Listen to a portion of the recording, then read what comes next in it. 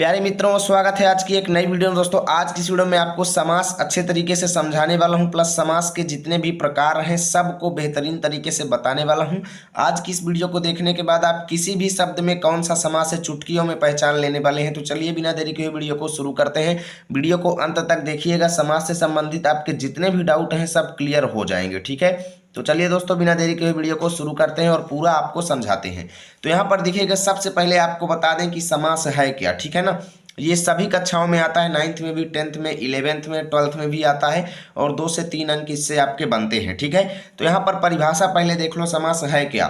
तो 2 या 2 से अधिक पदों को इस प्रकार मिलाना कि उनके आकार में कमी आ जाए। देखो, चाहे 2 पद हों या 2 से ज़्यादा पद हों, उनको हम इस तरीके से कंबाइन करेंगे, इस तरीके से उनको ज्वाइन करेंगे कि उनके साइज में कमी आ जाए, यानी हमें लिखने में कम लिखना पड़े और अर्थ भी पूरी तरह से निकल जाए। यानी जितना वो सब, जितनी जगह में वो सब मिल करके अर्थ दे रहे थे, उतना ही हमें संक्षेप में लिखने में अर्थ मिल जाए, यानी हमें पूरी तरह से अर्थ भी समझ में आ जाए। तो इसी प्रक्रिया को हम समास कहते हैं। क्या कहते हैं? इसी प्रक्रिया को हम समास कहते हैं। जैसे यहाँ पर एक एग्जाम्पल की दृष्टि से देख लो, जैसे माता और पिता लिखा हुआ है, इसी को हम माता पिता लिख देते हैं तो अर्थ दोनों का सेम है। ठीक है ना, माता और पिता का भी अर्थ सेम है और माता पिता का अर्थ भी सेम है। तो इसी प्रक्रिया को हम क्या कहेंगे? समास कहेंगे, क्योंकि यहाँ पर हमने माता और पिता में से और को हटा करके इसको संक्षिप्त में लिख दिया। ठीक है ना, यानी कि यहाँ पर हमने इसका समास कर दिया।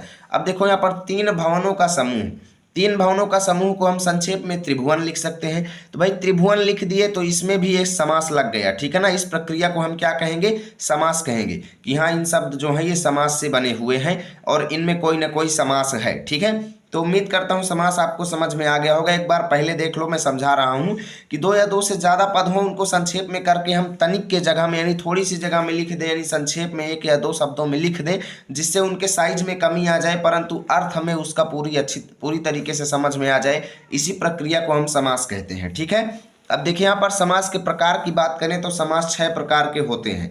6 प्रकार के मुख्यतः होते हैं, जिसमें से इनमें से तत्पुरुष समास के कई पार्ट होते हैं, वो यहाँ पर हम एक्सप्लेन करेंगे। ठीक है ना, देखो, द्वंद्व समास हो गया, द्विगु समास हो गया, कर्मधारय समास हो गया, बहुव्रीहि समास हो गया, अव्ययी भाव समास हो गया, तत्पुरुष समास हो गया। तो तत्पुरुष समास जो है वो क्लास 10th के सिलेबस में नहीं है, बाकी ये 5 समास आपके सिलेबस में है। बल्कि मैं यहाँ पर ये सभी बताऊंगा, 6 बताऊंगा, ताकि कोई भी आपके एग्जाम में आए तो आप उस शब्द को देखते ही समझ जाएं कि हाँ, उसमें कौन सा समास है। ठीक है, अब यहाँ पर देखो, द्वंद्व समास क्या होता है, बारी बारी से सबके बारे में बात करेंगे। ठीक है, तो पहले देखो द्वंद्व समास के बारे में। देखो, जिस समास में दोनों पद यानी पूर्व तथा उत्तर पद, देखिए कोई भी शब्द है जैसे, तो उसमें जो पहला पद होगा उसको पूर्व पद कहेंगे और जो बाद का पद होगा उसको उत्तर पद कहेंगे। ठीक है, जिस समास में दोनों पद समान हो वहाँ द्वंद्व समास होता है। अब भाई इससे तो कुछ हमें समझ में नहीं आया कि भाई दोनों समान हो, इससे क्या कह रहा है।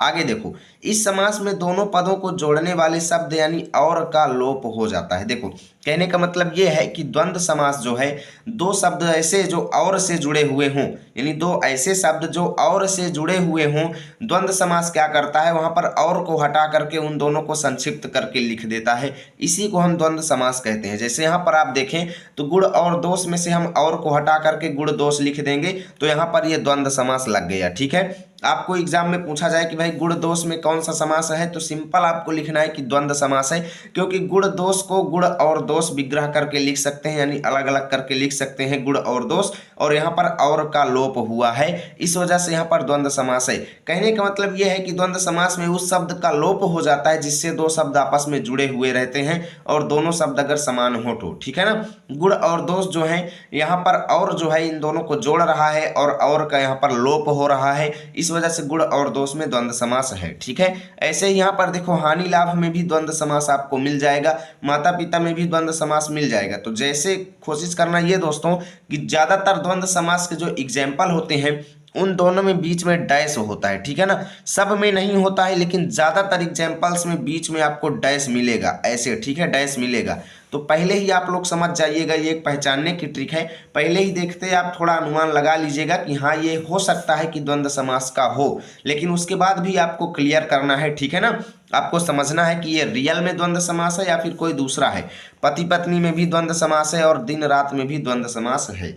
अब यहाँ पर इसके अन्य एग्जाम्पल मैं आपको दिखा रहा हूँ, जैसे जल थल हो गया, तो जल और थल इसको विग्रह करके लिख सकते हैं। चराचर, चराचर में देखो बीच में डैश नहीं है, तो ऐसे में आप इसे ऐसा मत कहिएगा कि ये द्वंद्व नहीं है। आपको इसको थोड़ा विग्रह करके देखना है कि इसको आप अलग अलग करके क्या लिख सकते हो, चर और अचर, ठीक है ना, चर और अचर। इस वजह से यहाँ पर द्वंद्व समास है। भीम अर्जुन को आप लिख सकते हो भीम और अर्जुन, ठीक है ना, इसमें भी देखिए बीच में डैश नहीं है। इस तरीके से आपको एक दो जो है अपवाद मिल सकते हैं, सब में आपको डैश देखने को नहीं मिलेगा, लेकिन कुछ कुछ में मिलेगा, ठीक है ना। भीम अर्जुन में देखो भीम और अर्जुन, रामकृष्ण में राम और कृष्ण, राधा कृष्ण में राधा और कृष्ण, अपना पराया में अपना और पराया, ठीक है, यहाँ पर और का विलोप है। सब में देखो तो और नहीं है बीच में, ठीक है ना। और द्वंद्व समास इसी तरीके से काम में आता है, यानी कि हम बीच वाले जोड़ने वाले कॉम्बिनेटर शब्द को हम हटा देंगे, बाकी दोनों को डैश लगा करके लिख देंगे। आना जाना हो गया, शुभ शुभ हो गया, आचार विचार हो गया, सुख दुख हो गया, पाप पुण्य हो गया, हार जीत हो गया, खरा खोटा हो गया। ये जो है ये सब द्वंद्व समास के एग्जाम्पल हैं। अब चलिए चलते हैं अगले समास पर। तो देखिए मित्रों, हम आ चुके हैं द्विगु समास में। द्विगु समास को मैं आपको एक सिंपल ट्रिक में समझा दूंगा। इसका आप एक सूत्र याद कर लो कि प्रथम पद संख्यावाची होता है। द्विगु समास में क्या होता है कि प्रथम पद संख्यावाची होता है। जिस समास में पहला पद संख्यावाची होता है उसे द्विगु समास कहते हैं। सिंपल सी परिभाषा है, यानी कि आपको शब्द मिलेंगे जिसमें आप लोग देखेंगे, जैसे यहाँ पर इन शब्दों को एग्जाम्पल की दृष्टि से देखो। संख्यावाची का मतलब ये होता है कि जैसे 1 हो गया, 2 हो गया, 3 हो गया, 4 हो गया, 10 हो गया, 20 हो गया, 7 हो गया, 8 हो गया, 9 हो गया, कोई भी संख्या होगी। कहने का मतलब कि कोई भी संख्या होगी, जिस समास में पहला पद कोई भी संख्या होगी तो उसे हम द्विगु समास कहेंगे। जैसे यहाँ पर देखो इस शब्द में तो सतसई, सतसई में आपको एक शब्द मिल रहा है सात, ठीक है ना, सात, इसको सात ही यहाँ पर कहा जाएगा। सतसई में आपको एक शब्द मिलेगा 700, 700 दोहों का समूह। सतसई को अगर आप विग्रह करके लिखेंगे तो लिखेंगे कि 700 दोहों का समूह। तो यहाँ पर आप पाते हैं कि पहला पद जो है वो 700 है, ठीक है ना, और उसके बाद दूसरा पद दोहों का समूह है। तो 700 जो है यहाँ पर एक संख्यावाची है, इससे हमें किसी न किसी संख्या का बोध होता है। इस वजह से यहाँ पर आप लोग क्या करेंगे, निस्संदेह द्विगु समास लगा देंगे। चारपाई हो गया, यहाँ पर आपको एक शब्द मिल रहा है चार, ठीक है ना, क्या मिल रहा है, चार। चार भी एक संख्या है और चार पाँवों का समूह, इसको विग्रह करके लिखेंगे कि चार पाँवों का समूह, ठीक है ना। और चार पाई में संख्यावाची पहला पद है चार, इस वजह से इसको भी हम द्विगु समास में लिखेंगे। उसके बाद त्रिभुज, त्रिभुज में पहला शब्द त्रि है जो कि एक संख्यावाची शब्द है और इस वजह से त्रिभुज में भी द्विगु समास हो गया। पंचवटी में 5 वटों का समूह यानी 5 वृक्षों का समूह, तो पंच से 5 का बोध होता है, इस वजह से यहाँ पर द्विगु समास है। चौराहा में देखिए 4 राहों का समूह यानी 4 संख्या 4 जो है ये संख्यावाची शब्द है, तो इस वजह से इसमें भी द्विगु समास है। यानी कि जिस शब्द में आपको देखने पर मिले कि हाँ भाई पहला पद जो है एक संख्या का बोध कराता है, हमें एक संख्या की ओर जो है वो इशारा करता है, इस वजह से हम यहाँ पर द्विगु समास देंगे। जैसे इन शब्दों में देखो सप्ताह में सात यानी 7 शब्द, ये 7 जो है संख्यावाची की ओर इशारा करता है। पंचतंत्र में 5 है, दोपहर में 2 है, 2 पहरों का समूह, ठीक है ना। नवरत्न में 9 रत्नों का समूह, तिरंगा में 3 रंगों का समूह, चतुर्भुज में 4 भुजाओं का समूह। तो यहाँ पर प्रत्येक पहला पद जो है एक संख्या की ओर इशारा कर रहा है, इस वजह से यहाँ पर आप लोग द्विगु समास लिखेंगे। पंचपात्र में 5 पात्रों का समूह, सप्तर्षि 7 ऋषियों का समूह इत्यादि, ठीक है। ऐसे ही आपको कई शब्द मिलेंगे, ठीक है। तो निस्संदेह आपको वहाँ पर द्विगु समास लगा देना है। अब चलिए भाई चलते हैं कर्मधारय समास। वीडियो को लाइक शेयर कर देना और इसकी हम आपको पूरा डिटेल में पूरा आपको समझा रहे हैं, ठीक है ना। बस ध्यान से वीडियो में जुड़े रहें। देखो कर्मधारय समास, कर्मधारय समास में 2 परिभाषा होती है। पहली परिभाषा क्या होती है कि जिस समास में पहले पद द्वारा दूसरे पद की विशेषता बताई जाए। देखो 2 पद होंगे जिसमें से पहला पद जो होगा वो दूसरे पद की विशेषता बताएगा, उसे कर्मधारय समास कहते हैं। देखो आपको कोई ऐसा शब्द मिल जाए जिसमें पहला पद जो है वो दूसरे पद की विशेषता बता रहा है, यानी कि पहला पद जो है वो विशेषण है और दूसरा पद जो है वो विशेष है। विशेष उसे कहा जाता है जिसकी विशेषता बताई जा रही हो और विशेषण उसे कहा जा रहा है जो विशेषता बताता हो, ठीक है। तो जैसे यहाँ पर आप लोग देखें तो महावीर में पहला पद महा जो है ये विशेषण है और वीर जो है ये विशेष है, यानी वीर की विशेषता बता रहा है महाशब्द। तो यहाँ पर महावीर को विग्रह करके लिखेंगे महान है जो वीर, ठीक है ना। महावीर का मतलब यह है कि महान है जो वीर। तो इस वजह से यहाँ पर पहला पद जो है दूसरे पद की विशेषता बता रहा है, यानी वीर की विशेषता पहला पद महा बता रहा है, इस वजह से यहाँ पर कर्मधारय समास हो जाएगा। महात्मा में देखो महान है जो आत्मा, यानी दूसरे पद की पहला पद जो है वो विशेषता बता रहा है कि आत्मा जो है, जो आत्मा महान है उसी को महात्मा कहते हैं, ठीक है ना। तो यहाँ पर भी कर्मधारय समास हो जाएगा। नील कमल में देखिए नीला है जो कमल, ठीक है ना, नीला है जो कमल, यानी जो कमल नीला है उसको नील कमल कहेंगे। तो यहाँ पर भी आपको कर्मधारय समास मिल जाएगा कि पहला पद दूसरे की जो है विशेषता बता रहा है, ठीक है। सत पुरुष में सत है जो पुरुष, ठीक है, तो यहाँ पर भी कर्मधारय। मुख चंद्र, मुख चंद्र मतलब चंद्रमा के समान है जो मुख, ठीक है ना, चंद्रमा के समान है जो मुख, तो यहाँ पर भी कर्मधारय समास हो जाएगा। अब यहाँ पर दूसरी परिभाषा देखो, जहां पर दो वस्तुओं के बीच तुलना की जाए वहां पर भी कर्मधारय समास होगा। ध्यान दीजिएगा, उपमेय उपमान कर्मधारय। उपमेय का मतलब ये होता है कि जिसकी तुलना की जा रही है, उपमान का मतलब जिसके साथ की जा रही है, ठीक है ना। तो यहाँ पर देखो जहां पर दो वस्तुओं के बीच तुलना की जाएगी वहां पर कर्मधारय समास रहेगा, ध्यान देना। जैसे आप लोग यहाँ पर देखो तो मुख चंद्र शब्द जो है ये इसी दूसरे परिभाषा का उदाहरण है, ठीक है ना। मुख चंद्र शब्द जो है वो दूसरे परिभाषा का उदाहरण है। जैसे यहाँ पर देखो तो मुख रूपी चंद्र, यानी चंद्रमा के समान मुख, तो यहाँ पर मुख की तुलना किसके साथ की जा रही है, चंद्रमा के साथ की जा रही है, इस वजह से ये दूसरी परिभाषा का एग्जाम्पल हो जाएगा, लेकिन कर्मधारय समास इसमें भी रहेगा, ठीक है। इसके अन्य एग्जाम्पल देखो, जैसे घन श्याम हो गया, घन के समान श्याम, ठीक है ना, यानी घन की तुलना यानी बादल की तुलना श्याम के साथ की जा रही है, तो यहाँ पर भी कर्मधारय समास हो गया।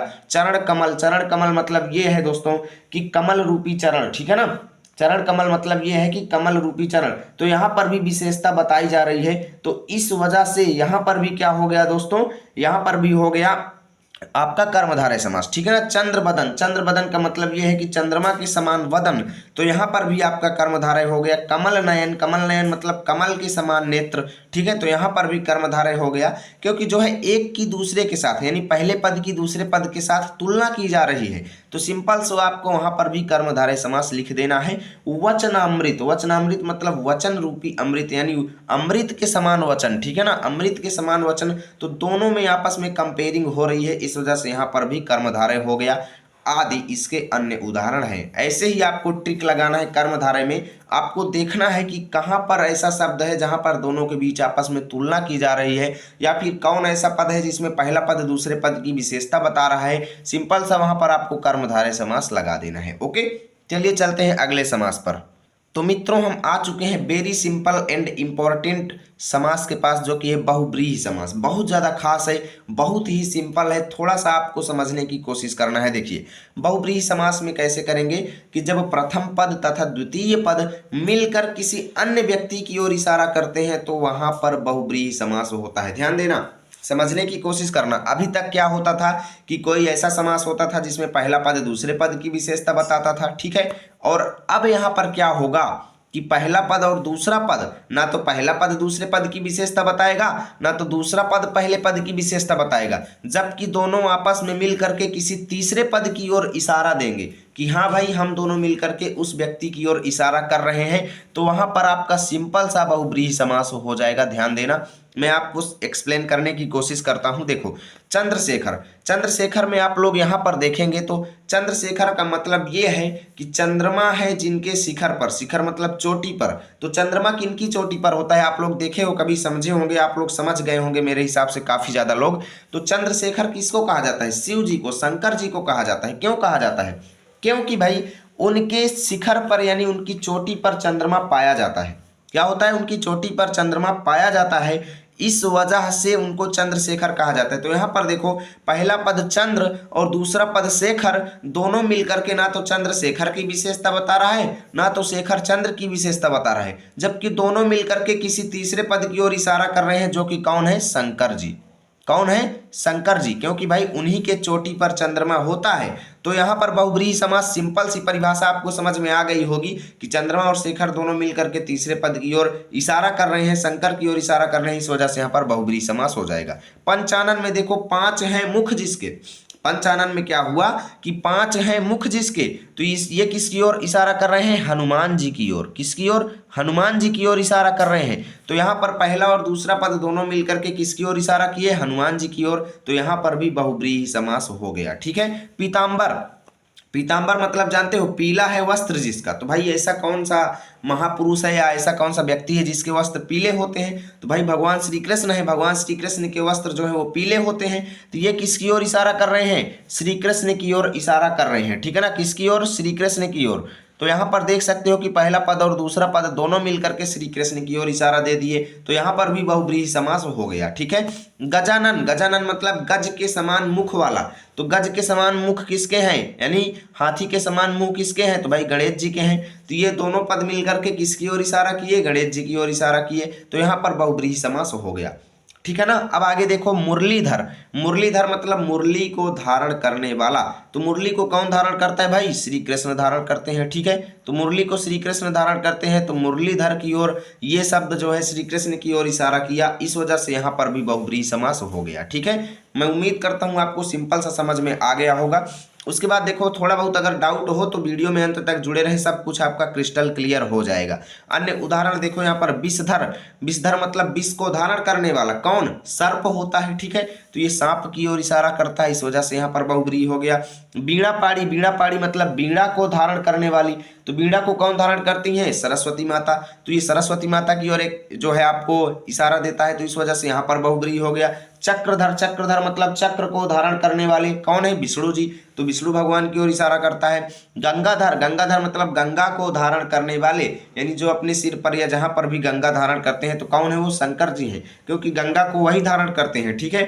दशानन, दशानन मतलब 10 हैं मुख जिसके। यहाँ पर आपको समझ में आ रहा होगा, 10 हैं मुख जिसके, दशानन 10 हैं मुख जिसके। तो कौन है वो, रावण है। तो ये शब्द रावण की ओर आपको इशारा दे रहा है, इस वजह से यहाँ पर बहुब्रीहि हो गया।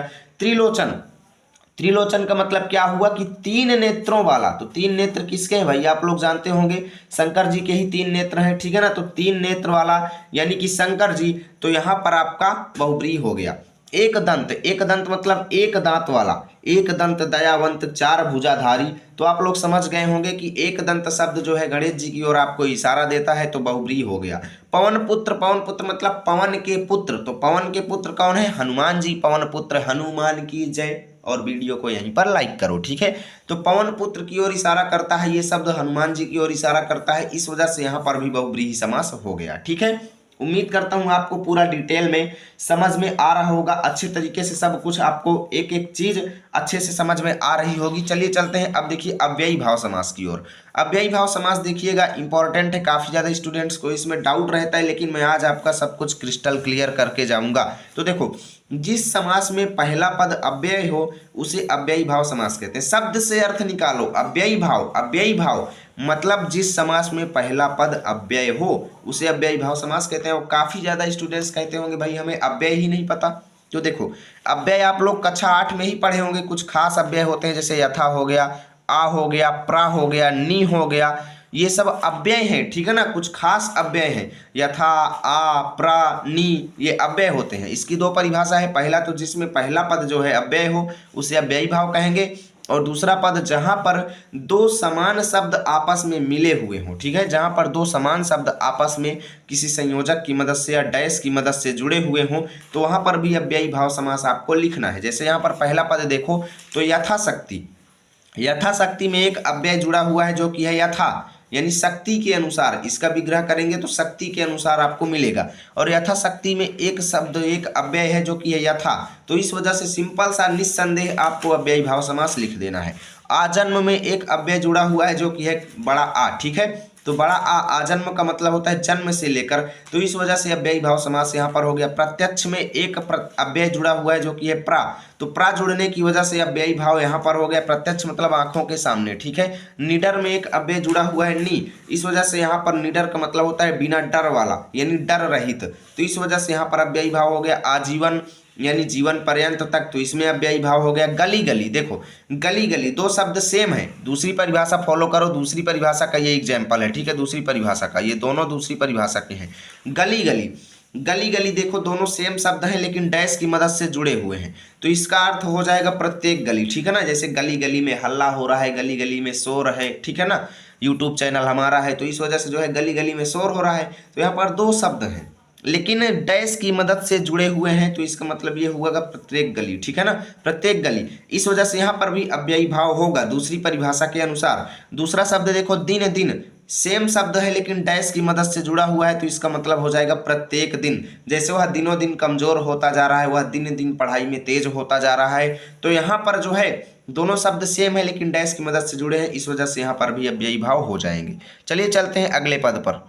तो मित्रों हम आ चुके हैं लास्ट समास में, जो कि ज़्यादा इंपॉर्टेंट नहीं है लेकिन आपको समझाएंगे। ठीक है, आपको समझा करके जाएंगे, ये आपके सिलेबस में भी नहीं है, इसलिए क्लास 10th वाले स्टूडेंट आप जा सकते हैं, कोई दिक्कत नहीं है। लेकिन मैं तो यही कहूँगा कि 2-3 मिनट में इसको भी समझा दूंगा, तो आप लोग पढ़ लीजिए, आगे ये आपको काम ही देगी। ठीक है ना, 11th में 12th में आपको काम ही आएगा। तो देखो तत्पुरुष समास का मतलब क्या है कि वह समास जिसमें उत्तर पद मतलब लास्ट वाला पद। ठीक है ना, उत्तर पद मतलब लास्ट वाला पद प्रधान होता है, यानी मुख्य होता है, मेन होता है। तो मेन कौन होता है? लास्ट वाला पद। तथा समास करते वक्त बीच की विभक्ति का लोप हो जाता है। ध्यान देना, यहाँ पर मेन चीज यही है इसकी दूसरी बात, कि बीच की विभक्ति का लोप हो जाता है। अब यहाँ पर उन स्टूडेंट को बिल्कुल भी समझ में नहीं आने वाला है जो विभक्ति एवं कारक नहीं पढ़े हुए हैं। ठीक है, आपने संस्कृत लिया है तो उम्मीद करता हूँ आप लोग 8 तक इसको पढ़े ही होंगे। आप लोग जानते होंगे कि कर्ता कारक का चिन्ह ने होता है, कर्ता ने कर्म को, कर्म कारक का क्या होता है? को होता है, करण से के द्वारा संप्रदान के लिए, अपादान से संबंध का के की करण, यहाँ पर आपको सब कुछ मिलेगा। ठीक है ना, यानी कि ये कर्ता ने कर्म को, यानी जितने भी कारक हैं, जितनी भी विभक्तियां हैं, अगर आप लोग पढ़े होंगे तभी आपको तत्पुरुष समास समझ में आने वाला है, नहीं तो बिल्कुल भी आपको हवा नहीं लगेगी। ठीक है, बस आप इसको रट करके जा सकते हो बस। ठीक है, तो कारक विभक्ति आपको पढ़ना पड़ेगा। वहां पर ध्यान देना, जहां पर समास करते वक्त दो शब्दों के बीच की विभक्ति का लोप होगा वहीं पर तत्पुरुष समास आएगा। ठीक है, देखो इसमें कारक के चिन्हों, अब कारक के प्रमुख चिन्ह किस किस का लोप होता है? जैसे को हो गया, से हो गया, के लिए हो गया, से के द्वारा हो गया, का के की हो गया, यानी संबंध कारक के ये हैं का के की, और अधिकरण में पर पे। ठीक है, आदि का लोप होता है। तो यानी ये जो कोष्ठक में चिन्ह लिखे हुए हैं, समास करते वक्त इन्हीं चिन्हों का लोप हो जाता है, वहां पर तत्पुरुष समास आएगा। तत्पुरुष समास 6 प्रकार के होते हैं। 6 प्रकार हम इस वीडियो में डिस्कस करने वाले नहीं है। ठीक है, आप कुल मिला के आप सिंपल तरीके से समझ सकते हो कि जहां पर कर्म कारक के चिन्ह का लोप होगा वहां पर कर्म तत्पुरुष रहेगा। इसी प्रकार से जहां पर करण कारक के चिन्ह का लोप होगा वहां पर करण तत्पुरुष रहेगा। यानी जितनी भी कारक हैं उसी कारक के हिसाब से तत्पुरुष समास को बांटा गया है 6 प्रकारों में। ठीक है, तो यहाँ पर देखो जैसे मूर्तिकार हो गया, तो मूर्तिकार का विग्रह करेंगे तो मूर्ति को बनाने वाला, तो यहाँ पर किस चिन्ह का लोप हो रहा है? को का। को हम हटा करके इसको संक्षेप में मूर्तिकार लिख रहे हैं। ठीक है ना, यानी को हमने हटा दिया, बीच का जो चिन्ह है को, इसको हमने इग्नोर कर दिया और इसको मूर्तिकार लिख दिया। तो कारक के चिन्ह को का लोप हुआ, ये वाले चिन्ह का, इस वजह से यहाँ पर तत्पुरुष समास हुआ। ठीक है, राजद्रोही में देखो राजा को धोखा देने वाला, तो को का लोप यहाँ पर भी हो गया, तो इस वजह से यहाँ पर भी तत्पुरुष समास हो गया। मांसाहारी में मांस को खाने वाला, ठीक है, तो को का लोप यहाँ पर भी हो गया, तो इस वजह से यहाँ पर भी तत्पुरुष समास हो गया। यज्ञशाला मतलब यज्ञ के लिए शाला, ठीक है ना, तो यहाँ पर किसका लोप हो रहा है? के लिए शब्द का, जो कि आप लोग यहाँ पर देखे होंगे के लिए। ठीक है ना, संप्रदान के लिए, तो संप्रदान कारक के चिन्ह के लिए का यहाँ पर लोप हो रहा है, इस वजह से यहाँ पर तत्पुरुष समास होगा। अब देशभक्ति यानी देश के लिए भक्ति, तो के लिए का यहाँ पर भी लोप हो रहा है, तो यहाँ पर भी आपका संप्रदान तत्पुरुष समास होगा। ठीक है, अब देखो भूदान, भूदान मतलब भू का दान, तो संबंध कारक के चिन्ह का लोप हो रहा है, का के की होते हैं संबंध कारक के चिन्ह, तो का यहाँ पर हम लोप करके सिंपल सा भूदान लिख रहे हैं, तो यहाँ पर संबंध तत्पुरुष समास हो जाएगा। ठीक है, जल से हीन, तो किससे हीन? से हीन, तो से का लोप हो रहा है, तो यहाँ पर जलहीन इसको लिख रहे हैं, तो यहाँ पर भी तत्पुरुष समास हो गया। इसी तरीके से ग्रह में प्रवेश, तो में चिन्ह का लोप हो रहा है, इस वजह से इसको ग्रह प्रवेश लिख रहे हैं, यहाँ पर भी तत्पुरुष हो गया। जलज मतलब जल में जन्मा, यानी जल में उत्पन्न हुआ, तो में का लोप हो रहा है, तो यहाँ पर भी तत्पुरुष समास हो गया। अब इसमें से कई लोगों को यहाँ पर हवा नहीं लगी होगी, क्योंकि भाई वो आपका पाप है, उसे आपको स्वयं धोना पड़ेगा। कारक एवं विभक्ति का चिन्ह पढ़ना पड़ेगा, तभी आपको तत्पुरुष समास समझ में आएगा। वरना आप लोग बस ये कर देना कि जब एग्जाम में आपको कोई ऐसा शब्द मिल जाए जिसमें आपको कुछ भी समझ में ना आए, यानी कि ना तो आपको वहाँ पर अव्ययी भाव समास समझ में आए, ना तो द्विगु समझ में आए, ना तो द्वंद्व समझ में आए, ना तो बहुब्रीहि समझ में आए, ना तो कर्मधारय समझ में आए, तो वहां पर आपको तत्पुरुष में टिक करके चले आना है। बस ये ट्रिक आपको करना है। 5 अगर आपको आते हैं, 6वां नहीं आता है, वैसे भी आपके सिलेबस में ये नहीं है, तो इसके लिए आपको टेंशन नहीं लेना है। उम्मीद करता हूँ वीडियो अच्छी लगी होगी। वीडियो को लाइक और शेयर जरूर करना, और इसकी PDF चाहिए पूरे की तो टेलीग्राम पर जाओ, लर्न विथ आरपी लिखो, हमारा चैनल आएगा, उसको ज्वाइन करो। वहां पर मैं इसकी PDF आप लोगों को दे दूंगा। मिलेंगे आपके साथ अगले वीडियो में, तब तक के लिए जय हिंद, जय भारत।